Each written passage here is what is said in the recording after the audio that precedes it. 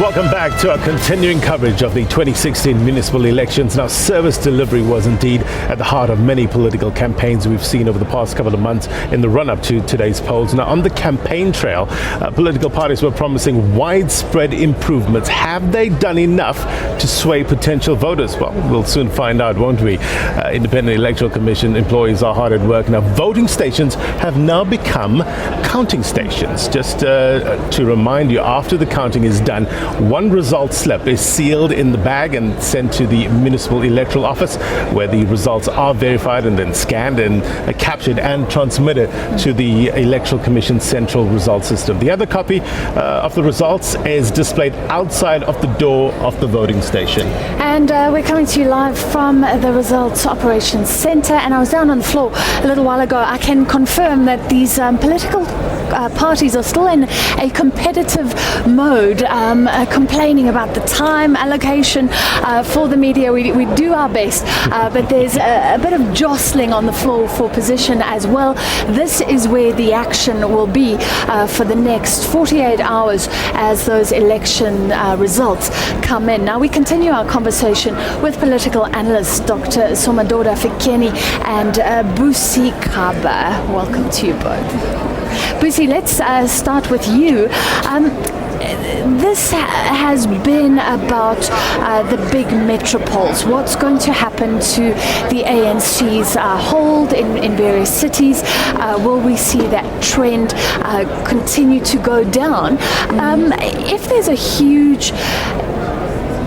huge cut, what will that mean for the political fortunes of the ANC leadership, President Jacob Zuma himself, and likewise, if there's an upsurge, what will it mean?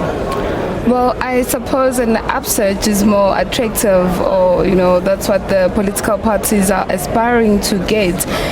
With the governing party, the ANC, they've had some challenges. For instance, the city of Tshwane, there was a lot of internal fighting with the replacement and choosing a new candidate for mayor. That was not perhaps received well initially. You would remember the people even burnt buses there. In the city of Joburg, in the previous election, like I said before, the percentage growth of the ANC declined significantly, but they have a very good mayor, Mayor Pakstau, so perhaps he was able to convince Joburgers to vote for him so that they retain the city of Joburg.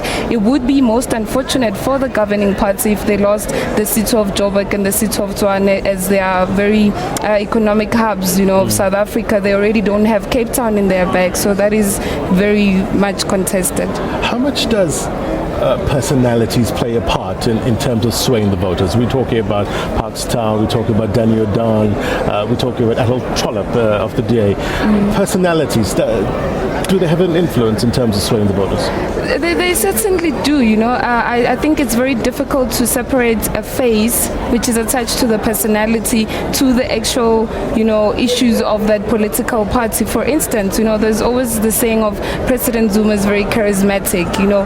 That appeals to the people. It appeals to communities. He'll come in and start singing and speak in a language that they understand. That really can resonate with a lot of people. So it appeals a lot. So personality is a big part of it, and specifically with local government elections, we look beyond the actual precedent nationally, and you just think, okay, if he stays in Johannesburg, you think of Pakstau and his performance. So it is attached, and that is why the ANC was able to redeploy some of its members to the big metros, like Danny Jordan into Nelson Mandela, and Togo Didiza, who's of high caliber, to city of Tshwane, and also Kuruleni placing the deputy minister as a mayoral candidate. So a personality has a lot to do with it. The deputy minister is very popular in the East Rand, so perhaps that will garner votes as communities will feel like they can identify with him. Doctor, what do you think about personalities and maybe Marius Fransman? Would that scandal have affected the fortunes of the ANC in the Cape? Well, it surely will impact on the Cape, but remember that the Cape had very little prospect of winning anyway. What it was aiming for was to consolidate whatever it has. Now with the Fransman debacle, I do think that it will harm them somewhat, but it may not harm them that much in the black townships where ANC's traditional voter base is. It may harm them in some of the colored, townships where ANC was hoping to expand its control into those areas. Busi, it's Women's Month. Let's talk about representation, gender parity. How much will women, female candidates be watched in this elections? And would it be an indication of South Africa's trust towards women in power, women in leadership roles? It's important to empower women, as Tabula was saying down there, that women have a very important role to play in societies, and perhaps we do better when women are in charge. I think also the appointment of Togo Didiza as a mayoral candidate in Tshwane is reaffirming that the ANC believes in women. Although there's a fair portion of representation, which is close to 50%, what's most important is not just the representation, but also the action. I was very disappointed, if I can express, with the Maris Fransman case. I think that, we all forgot the other side of the story, that there was a young woman's life here who had come forward as the accuser, but there was no support for her, but there was a lot of support perhaps for Maris Fransman as a man and also as someone in high authority and position. Dr. Fkeni, registered voters, 55% of registered voters were women, 45 being men. Should political parties have tailored their campaigns accordingly? Not necessarily. It is the issues rather than a gender agenda that is put forward traditionally that matters most. And as such, it is very important to be seen to be sensitive to women's issues, but generally the message was just a blanket message on service delivery, on corruption, on unemployment, and most of the party leaders, save few places like Cape Town, were mainly men as such. So the gender agenda didn't come out sharply, except for the call mainly from the ANC to have the 50% representation. Well, we are waiting for turnout figures. I'm sure we'll get an idea of how high the turnout was tonight, I hope. But Doctor, what do you think about the polls and the claims that the ANC would lose ground? Do you think that would have actually garnered ANC supporters to come out in force today? Two things. In the 2014 elections, ANC saw a dramatic drop in the metros.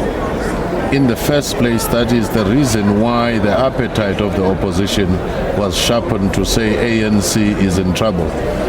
And many other developments, particularly around the president losing case after case this year, might have also emboldened the opposition to say that the ANC is in trouble. ANC is notorious for one thing: it comes late to mobilize. They usually have these list processes which lead to internal conflicts and so forth.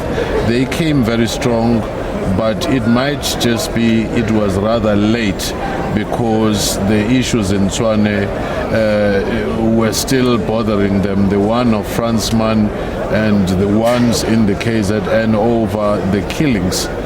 All those kinds of things suggest that ANC will have to take a hard look into itself, because those can harm it even though it may fight back. The polls themselves, I do think that they are dealing with a very complex situation where there are so many variables. Even in their best of efforts, I don't expect them to be as accurate as when dealing with the provincial and national elections. Busi, do you put much stock into these polls that we're getting? Could I? Do you put much stock into the polls? Not necessarily, it's great that we have a perception somewhat regarding, taking into consideration that the sample size was very minimal or limited, but it gives us a sentiment of what people are thinking, and perhaps a study or maybe noting of voter behavior and pattern. So it's just some little insights, but the real proof is in the pudding, which we'll know later tonight. Why are South Africans voting today? Is it purely bread and butter issues we're talking about? Wow, that's an interesting question. I suppose, these elections, although they are local, they took somewhat a national tone. As Prof already said, that, there were issues around the president, for example, which political parties thought they could use as campaigning strategy and to discampaign the ANC as a governing party. So I'm not very convinced that service delivery issues were precisely tackled and really dealt into that. It's time for the real meat now. Tired of maybe promises and saying a whole lot of things, and when we have to deliver, it's not there. I think the voters have matured. Yeah. We understand democracy now, and we want to see clean audits of local municipalities. We want to see tangible results of what our municipalities are giving to communities. Doc, you agree? Well, I do think that we have a fundamental structural problem in South Africa where you have national figures, national issues dominating local government elections. Even where the reference to the local service delivery issues come, sometimes there is a conflation of what is happening at provincial and national to say we've brought these kinds of services. And that in itself, I do think that is the kind of discrepancy that we see.